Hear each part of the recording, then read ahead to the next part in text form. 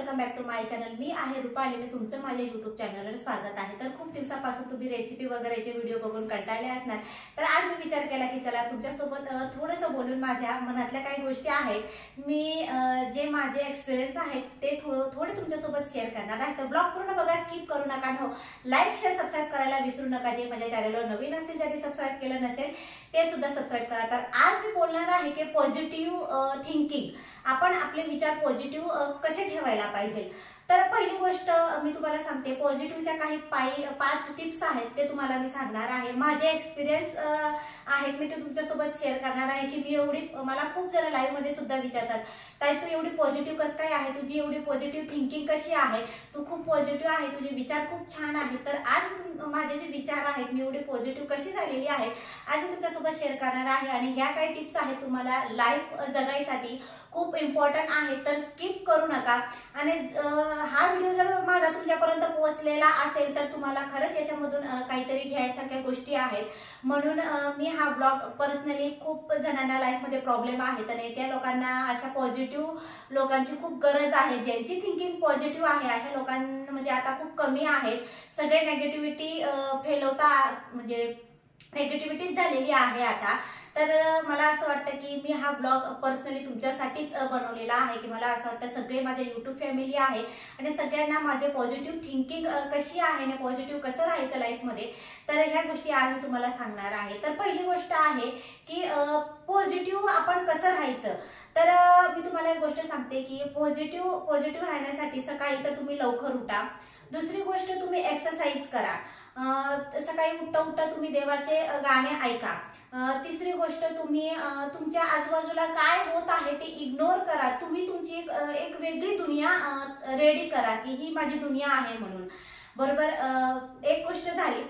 Second आहे की ज्या वेळेस तुम्हाला कुठून अपमान वगैरे काही भेटतो, तर त्याच्यामधून तुम्ही लाईफमध्ये काहीतरी शिका। तुम्ही त्याला ब्लेम करू नका, याने माझ्यासोबत असं वागलं, हा माझ्यासोबत असा वागला, याने मला एवढा मोठा धोका दिला, नाही। तुम्ही त्याला म्हणायचं थँक्यू, तू मला धोका दिला, त्याच्यापासून आपल्याला लाईफमध्ये काहीतरी शिकायचं आहे। दुसरी गोष्ट, तर त्याच्यामधून तुम्ही काहीतरी शिका आणि पुढे चला। हे आहे पॉझिटिव्ह थिंकिंगचा सेकंड स्टेप। तिसरं स्टेप आहे की जर तुमचं माइंड तुम्हाला डायव्हर्ट करायचं असेल तर तुम्ही म्हणजे आपलं जे रुटीन आहे दिवसाचं रुटीन तुम्ही म्हणजे एक रेडी करायचं की मला आता हे करायचं आहे, 2 वाजेला हे करायचं, 3 वाजेला हे करायचं। आता माझं रुटीन मी तुम्हाला सांगते, सकाळी उठल्यावर मला आवरायचं असतं, त्याच्यानंतर माझी ब्लॉगिंग असते, त्याच्यानंतर मला एडिट करायचं, त्याच्यानंतर मला रात्री लाईव्ह यायचं, दुपारी मला शॉर्ट व्हिडिओ टाकायचे। तुमचे जर विचार इकडे तिकडे जात असतील आणि जर तुम्हाला खरंच तुमचं माइंड शांत करायचं असेल तर मी पर्सनली तुम्हाला सांगते की तुम्ही एक YouTube चॅनल चालू करा आणि तुमचे विचार तुम्ही लोकांसमोर मांडा, तर ते लोक तुम्हाला नक्कीच म्हणतील ताई तुझे विचार खूप छान आहेत आणि आपल्या मनातल्या गोष्टी तुम्ही YouTubeवर शेअर करा, इंस्टावर शेअर करा। आता खूप प्लॅटफॉर्म झालेले आहेत की आपण आपलं मन शांत करू शकतो म्हणून। आणि तुम्ही आहेत ना ते म्हणजे तुमचं जे शेड्यूल आहे तो एक फिक्स ठेवा, म्हणजे तुमचं माइंड डायव्हर्ट होणार नाही। आणि दुसरा पॉइंट झाला। तिसरी गोष्ट आहे की आता आपल्यासाठी पैसे कमवणं खूप इम्पॉर्टंट आहे आणि पॉझिटिव्ह थिंकिंगचे लोक आपल्याला खूप कमी भेटतात आणि तुम्ही असे मित्र बनवा की जे पॉझिटिव्ह असतील। नेगेटिव्ह लोकांना जे नेगेटिव्ह फैलवत असतील ना त्याच्यापासून तुम्ही लांब राहा। नेगेटिव्ह लोकांपासून एकदम लांब राहायचं, त्यांच्याशी बिलकुल बोलायचं नाही आणि तुमचे फ्रेंड सर्कल हे पण पॉझिटिव्ह पाहिजे। मला तर असं वाटतं की फ्रेंड्स पासून आपण खूप काही गोष्टी शिकत असतो आणि जर तुम्हाला नेगेटिव्हिटी वाटत असेल ना तर तुम्ही त्या गोष्टी तिथं स्किप करा आणि त्यांच्याशी बोलायचं सोडून द्या। मी सुद्धा असं केलेलं आहे। मला असं वाटतं की हा व्यक्ती माझ्यासाठी नेगेटिव्ह आहे, तो आपल्याला एखादी स्त्री असेल की ती आपल्याला याच्या चुकल्या त्याच्या चुकल्या, ही अशी बोलली ती अशी बोलली, तर तुम्हाला मी पर्सनली सांगते ती बाई नेगेटिव्ह आहे। हा, एखादी बाई असेल की देवाच्या गोष्टी म्हणत असेल की पॉझिटिव्ह सांगत असेल, ताई आज माझ्यासोबत असं झालं, मग मी याच्यामधून असं शिकले, तर जी व्यक्ती पॉझिटिव्ह असेल तर तुम्ही असं फ्रेंड सर्कल बनवा आणि पॉझिटिव्ह लोकांशी तुम्ही संपर्क करा।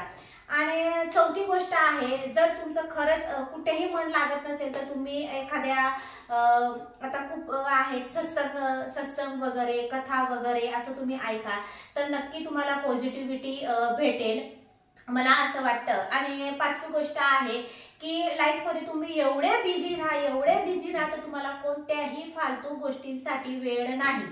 एवढं तुम्ही तुमचं माइंड आहे ना एवढं बिझी ठेवायचं की तुम्हाला कोणत्याही फालतू गोष्टींसाठी आणि म्हणजे कोणतेही असे चुकीचे मार्ग तुम्ही घेणार त्याच्यासाठी तुम्हाला वेळच नाही पाहिजे. आणि घरात पण तुम्हाला सांगू का, एखाद्या वेळेस आता घरात आहे नवरा बायकोचं सुद्धा भांडणं होतं ना, तुम्ही त्याला पॉझिटिव्ह घ्या.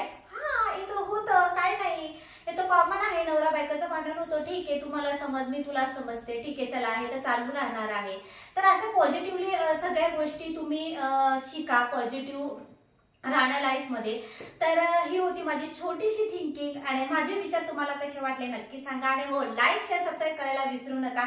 आणि जर बोलताना माझं काही चुकलं असेल तर मला नक्की कमेंट करून सांगा. मला असं वाटतं की माझे म्हणजे एवढी वय नाही, पण माझे जे विचार आहेत मला असं वाटतं की हे सगळ्यांपर्यंत पोहोचावेत. तर भेटूया पुढच्या ब्लॉग मध्ये.